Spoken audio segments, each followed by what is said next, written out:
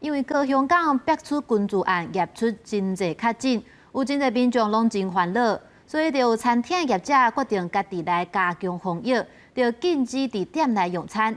亲像伫在地真出名的素食店丹丹，佮有连锁猪脚店，拢对今仔日开始规定袂当伫店内食食，爱抱转去食，来防止这个疫情继续扩大。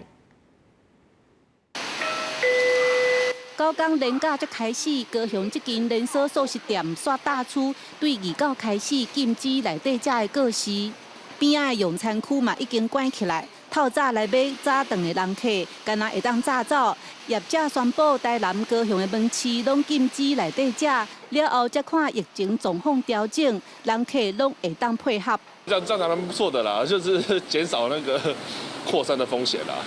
对啊，我是觉得没什么问题啊。因为为了大家的好啊，对，所以不内用也是最好。因为28高雄增加的确诊者有600去过这间店的西亚湾门市用餐，市府才去现场大清销。业者考虑到过年有各地人客来，才决定家己提升防疫。其实高雄嘛有另外一间连锁餐厅，确诊者嘛捌来过，业者已经宣布禁止内底食，干那有早走甲外送。请问现在是不能内用的吗？对。从什么时候开始的？礼拜天。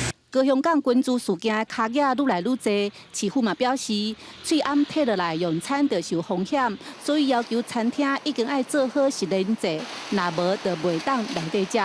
记者邓家文、赖维做高雄报道。